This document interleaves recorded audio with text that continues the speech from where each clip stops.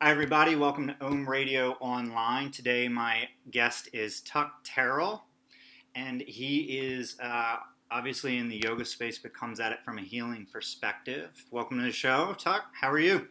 I'm well, Stu. How are you doing today? Good, good.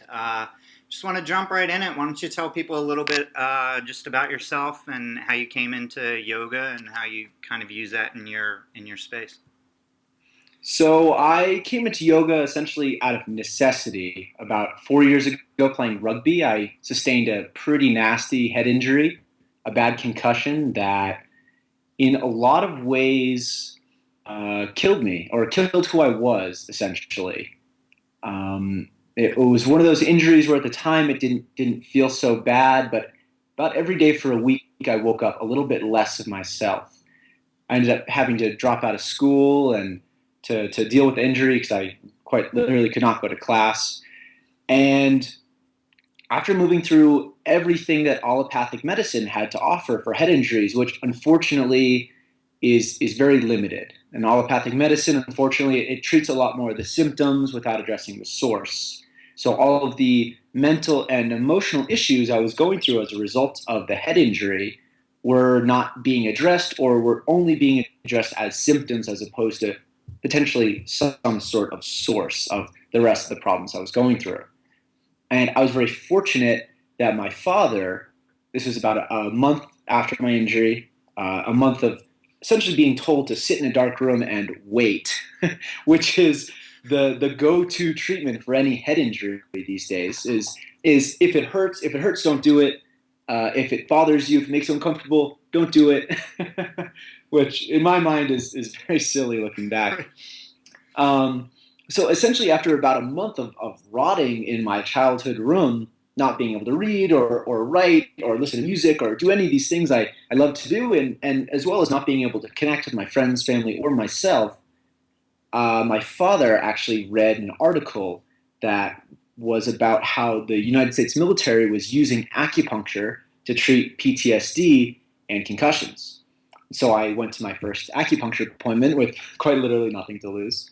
Nice. And I remember walking away from that appointment, and the acupuncturist said this to me: "There's a little more light in my eyes." I remember getting up from the table and looking around. I could see colors a little more clearly, and my world was a little bit brighter. I could think a little more clearly, and things felt right. I believe I was becoming a little more integrated with between my mind and body connection.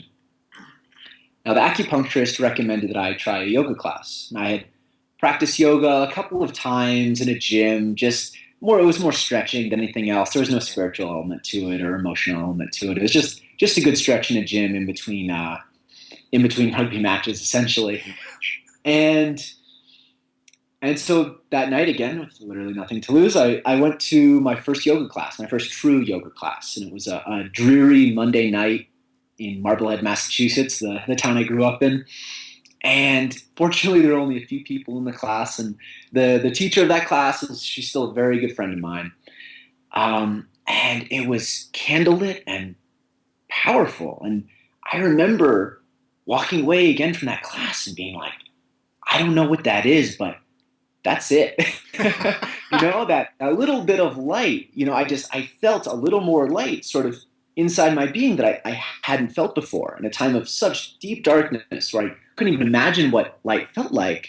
I had this little glimpse, this little flutter. And so for about a year, I chased that light. I thought that all yoga teachers I came across were these all knowing, all shining, eternal beings that were just shining upon me. I thought about it that I was sort of on the ground of the earth, and or that I was like the moon and I only shone because the sun was shining upon me. So I felt Yeah. like I was always being shone upon because every time I left my mat, every time I walked off my mat, every step I took would be I would be descending back again into the darkness. And longer, the more and more I practiced, that time where I felt bright and shiny and alive grew and grew and grew. But I was always missing something. It was like I was practicing and I felt amazing, and then I wasn't and I didn't. So it was always like I'm on my mat or I'm off my mat, which ended up me spending a lot of time on my yoga mat because that was my place of it was this sacred space that I had that I could bring with me anywhere Yeah. where I would find peace and solace. And so a year went by, as I said, and I studied abroad in Thailand. I was living in Bangkok. And where I was living in this city, there was no yoga studio even remotely close to me. And my first thought was, oh my God, I'm screwed. I'm totally screwed. I don't have any yoga teacher to shine upon me. I have no one to chase. Yeah. And a good friend of mine, who's a brother at this point, he gave me the book Be Here Now by Ram Dass. Mm-hmm. And in the back of that book, I believe it's called, there's this whole section in the back, I believe it's called a spiritual cookbook or a cookbook for a spiritual life, something of this sort. And there's a hatha yoga practice in the back of it. It's about 12 postures. The great explanation, really beautiful practice. And I started practicing that on my own. And the first time I was able to fully practice that on my own, I realized something, that I was not being shown upon, I was shining from within. Yeah. And so I stopped chasing and I started digging. That's beautiful. And I realized that the deeper and deeper I dig, the further out I'm able to shine. And while I was traveling around in Thailand, because I had started to develop my own personal practice and started to just get on my mat and move and breathe and move where my breath took me in a lot of ways. Breaking from that practice in the book at this point? Yeah. So I had the practice, that was my baseline, and then I would add off of it from sequences I'd learned from other teachers that I'd remembered or that I just started moving. And mm-hmm. There were some times where I'd practice late at night and open my eyes and be like, look at my body, how did I get here? But anyhow,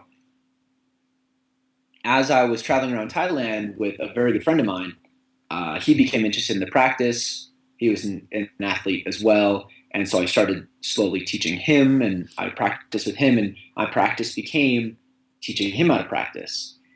And as that went on, it sort of grew into this snowball effect where I started teaching all these people around me. And even I started running into people who were seeking a teacher. So it was this very natural progression for me to start teaching.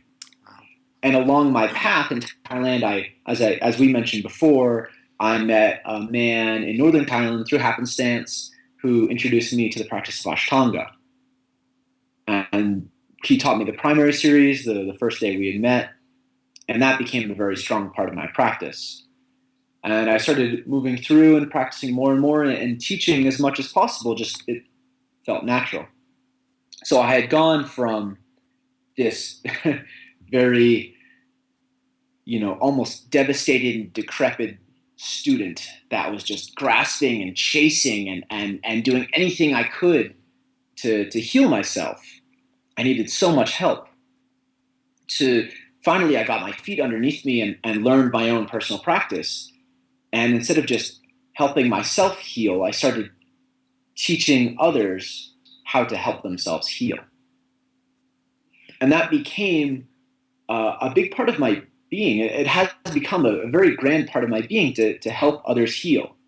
And not only that, but to teach other people how to heal themselves.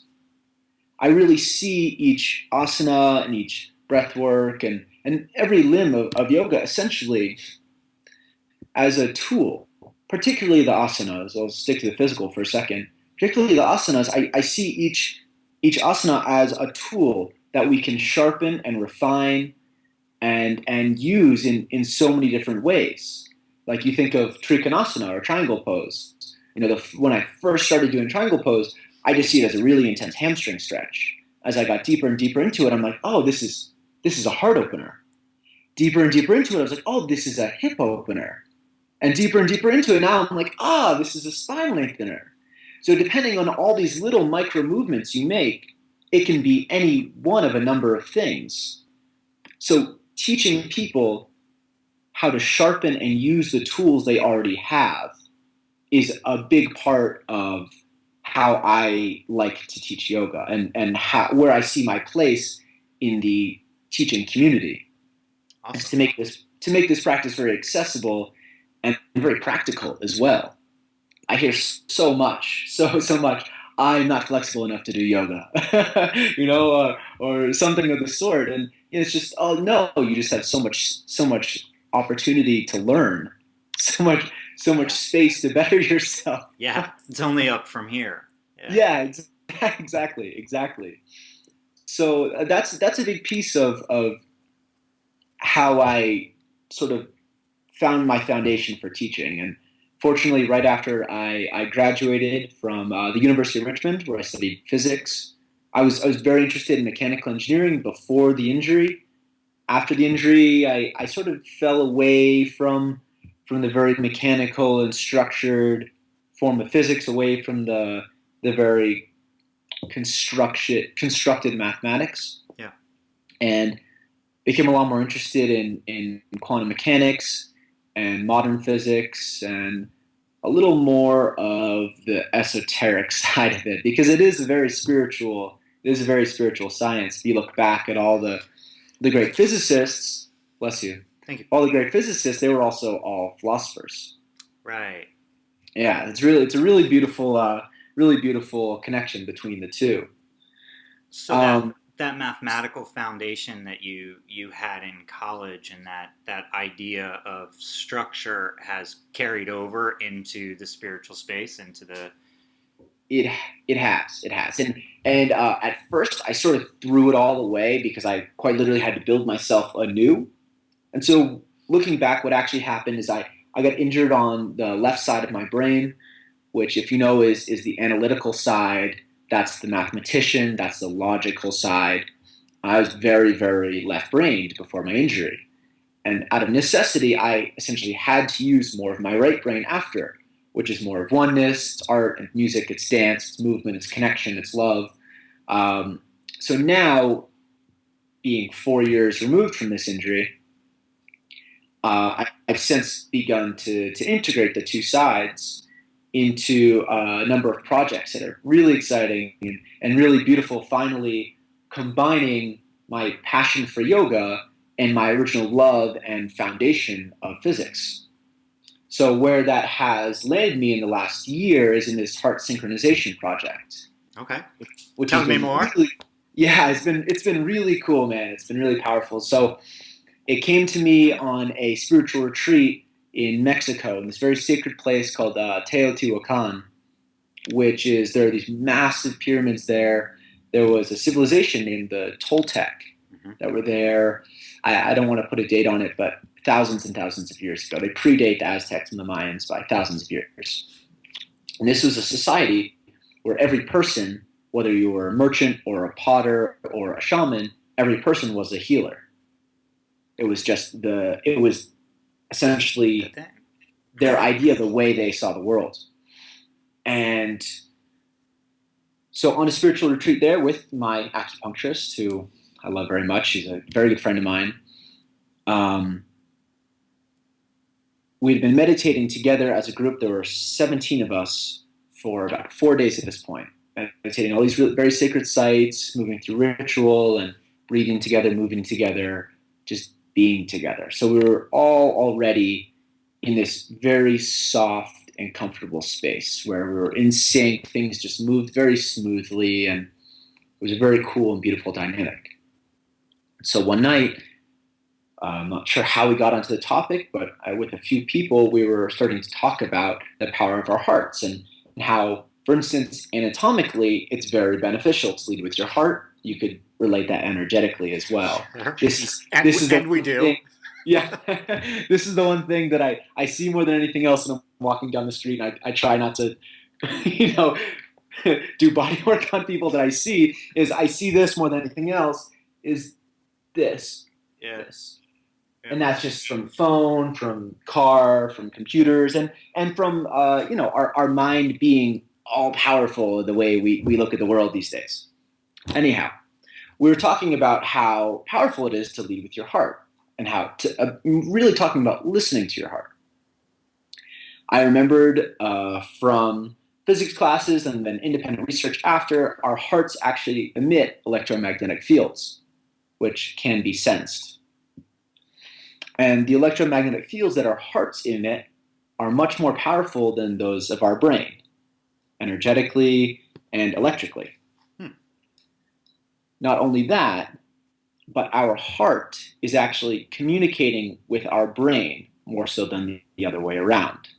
So if you look at a heart rate monitor, it goes doot, doot, doot, doot, doot. That little, the space in between heartbeats is your heart registering its surroundings in real time and then sending that information up to your brain.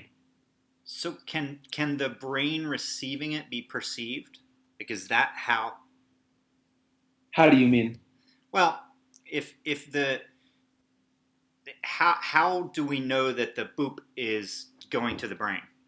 Like, I'm assuming that's measured. I've read a number of studies that okay. is an electrical impulse that's shooting up towards your brain. Okay, so it's the impulse that's measured. It's the impulse. Anyhow. Sorry. Or no. It's a good question. So our minds are actually a little bit slow. Our minds are always filling things in around, but a very fast mind, I think it takes about 16 milliseconds, somewhere around there, to read our surroundings and then to actually be able to perceive them. Yeah. So there's this gap between reality and perception. There's always this gap if you're in your headspace, which is why when you're totally in your mind, you're either thinking about the future or thinking about the past or trying to catch up to the present. Mm-hmm. You know, you think about, I love to mountain bike and ski. And when I'm biking or skiing the best, I'm not in my head at all. You can't think a thought, you'll lose it. Right. Because you're not actually in the present moment. In physics, it's called the flash lag effect, if you're interested in looking up this study or this experiment. Mm-hmm. But anyhow, back to the synchronization. Yeah. So I had remembered this physics experiment where there were 32 metronomes, which were out of sync, or out of sync. Can't do that out of sync. Which were out of sync, and they were all in one swing. And so they're all on this one swing together, all these 32 metronomes. Mm-hmm. And due to this concept called entrainment, all of these metronomes eventually sync up. Mm-hmm. So I thought about it, that these metronomes are sort of like our hearts. They're all out of sync, but we have the beautiful vehicle of our breath, which we can control. So if we all breathe together, maybe through entrainment, our hearts will sync up. Beautiful. So we sat in a circle. We all held hands, one hand facing down, one hand facing up. Mm-hmm. And as we inhaled, gently squeezed one hand, exhaled, gently released one hand. Inhale, gently squeeze, exhale, gently release. Becomes this almost amoebic breath where the whole circle is moving with one another. I could feel the heartbeat in each person's hand on either side of me to begin. They were out of sync. By the end, about 7 or 8 minutes later, which is how long it takes for your nervous system to drop from sympathetic down to parasympathetic, which is why it takes about 7 or 8 minutes to fall asleep. Okay. That's why about 7 minutes is a very nice amount of time for Shavasana. Yep. This is because you're dropping in. It's amazing, man. When you're doing this, it's almost like I can feel us going down to these layers when people really let go and release to the breath, and it's almost like being breathed at a point, and everyone just like just a little bit just drops. Yeah, like I don't need to hold back. That's awesome. Like a whole really, room doing that together. That's awesome. It's really powerful, man. And there's this overall sense of well-being that's really powerful, and you can feel it in your heart. And we fill the space with intention, and we can choose to just move it towards the center and allow it to go out, or you can sort of play with the energy a little bit as you'd like, if that's how you'd like to see or perceive it. But it becomes effortless after some time. Like at the beginning, it can be hard to sit up straight for even a few minutes. It can be difficult for some people with tight hips or backs or shoulders. Sure. But after some time, it becomes effortless. And this again, it pours back into the work I did with physics and how I've studied.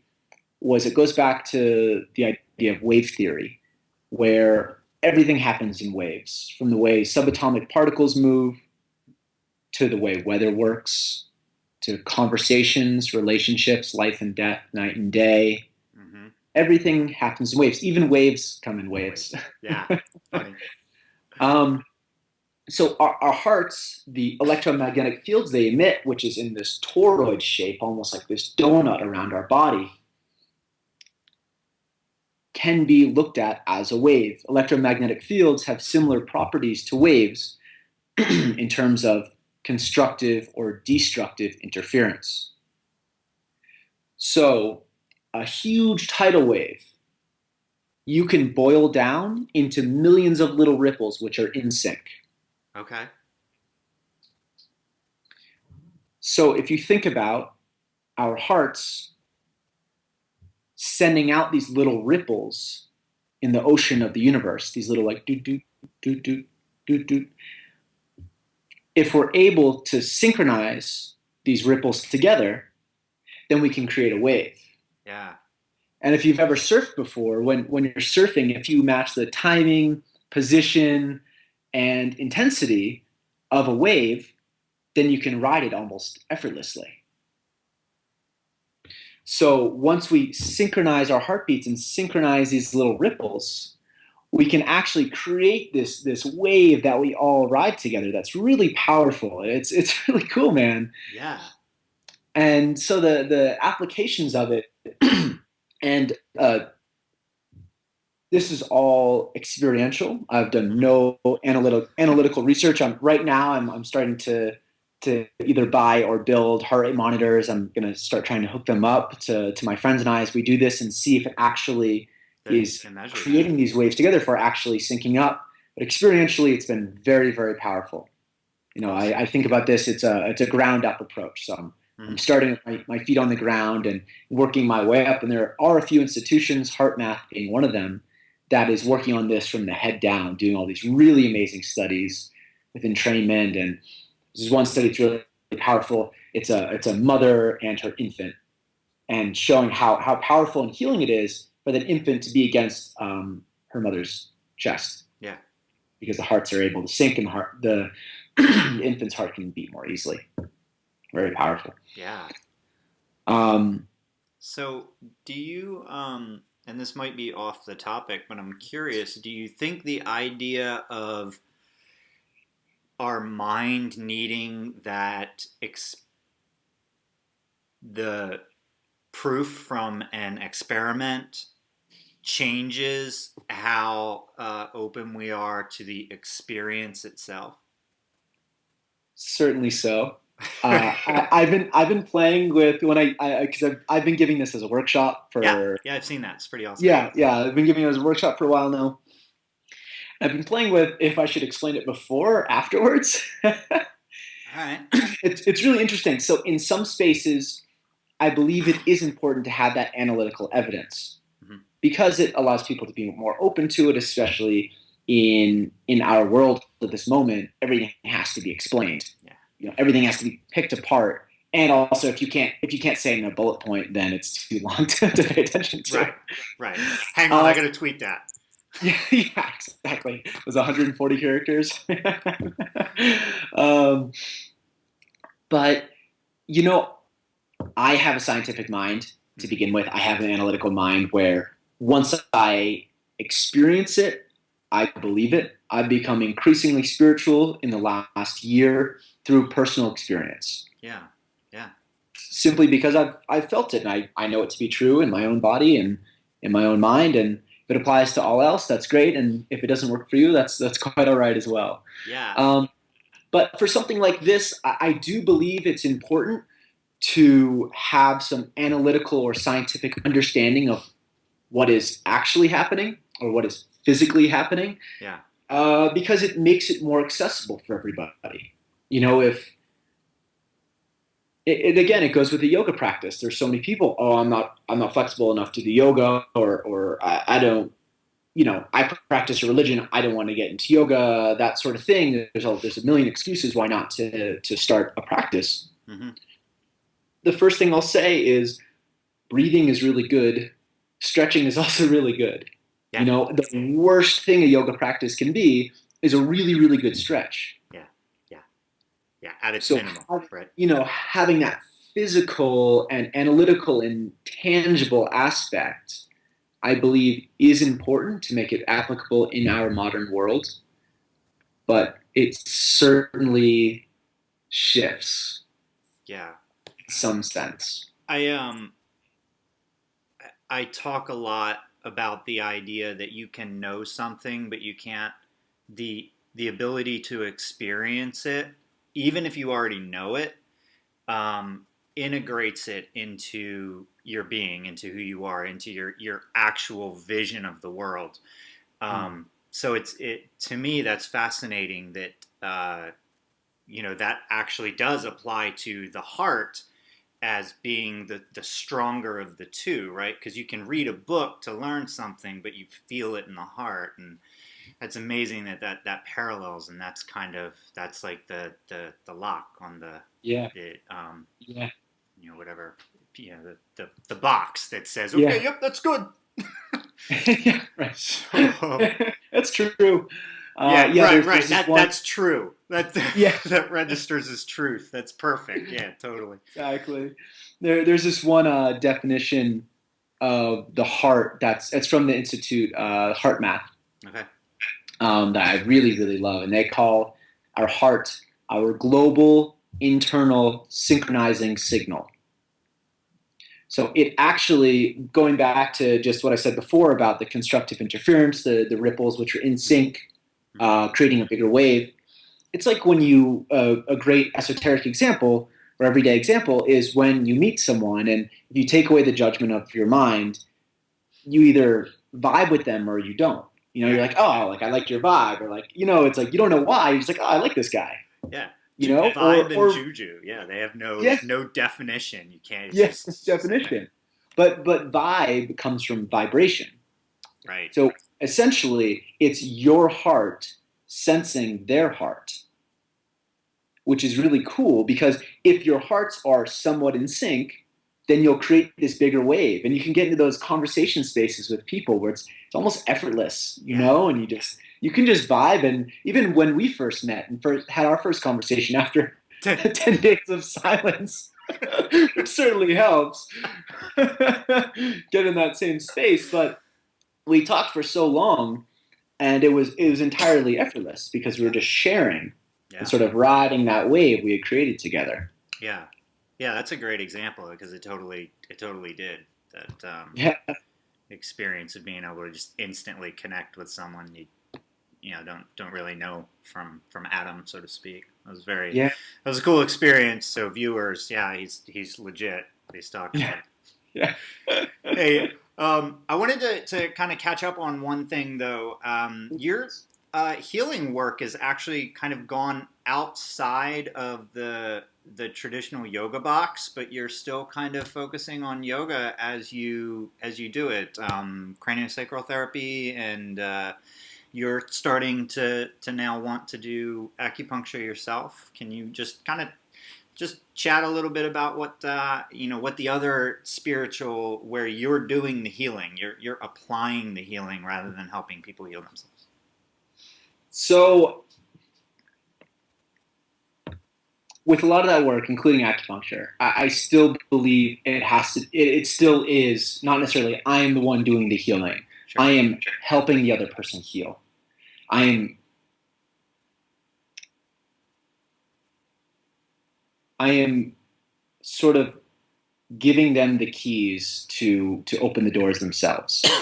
Or in a sense, there's this great definition of yoga I heard a long time ago that says yoga shows you where to dig, but you have to do the digging yourself. Yeah. Awesome. Awesome. So yeah, really powerful. Um, So the healing work I've been doing is at this point it's very intuitive. I'm simply connecting and syncing up with people. I have my background is in Thai massage and Reiki, some Qigong and pranic healing as well. And then I'm learning body work from putting my hands on people, from spending a lot of time with body workers. One of my teachers for my yoga teacher training, he does structural integration, which is a very intense and very powerful bodywork modality that sees the body as this integrated being where when something is going on with your right hip, it's going to manifest in your left shoulder as well because our body is always balancing. Mm-hmm. Yeah. Got So that physically. from yeah, so from a very physical sense, the body work that I do, it goes back to the physics and engineering mind that I mean, I can't say once had, but that was once a lot more apparent. And it goes back to seeing the body as this really beautiful and intricate and dynamic structure that any little trauma that creates a habit or anything of that sort will put us out of alignment. And it's what I see is I'm able to see if people are out of alignment in one way or another, and I'll be able to trace that symptom back to a source where something that is manifesting in your neck, you could have pain up here, it actually could be a vertebrae out in the middle of your back, Right. or it could even be something that's bothering you down in your hip. So it's very exploratory in the body work that I do, and it's finding these little buttons and finding these trigger points that basically unlock another part of your body. How does the transition into physically touching someone, like physically doing the searching, um, how did that change your viewpoint, the way you work, the things you learned? Um, As opposed to just kind of talking through something. Now you've got your hands on so that started again during my teacher training. it. We had a very high emphasis on adjustments. So that was the first time I started putting my hands on people and starting to open them up. Started to see that body in that way. Of course, with my teacher as well, David Vendetti from South Boston Yoga and Todd Skoglund as well. Um, David Vendetti is the structural integration practitioner. So he taught us how to read a body and taught us how to see imbalances in the body. And then as I became more and more comfortable giving adjustments, I started to become more interested in actually laying my hands on people with the intention to help them heal, not just help them get deeper into a pose or find more benefit from each pose, but actually come fully into a healing space. I've always loved giving massages. I've just always my whole life I've loved putting my hands on people. It's a really nice thing to share, and you can give a massage to anyone at any point, and it's really nice. So I'll start. I think when I was really young, my mom, I'm the oldest child, my mom was training me to be her personal massage therapist. I always had these very strong hands and would just dig into her shoulders. And I have so many memories as a kid of being like, come on.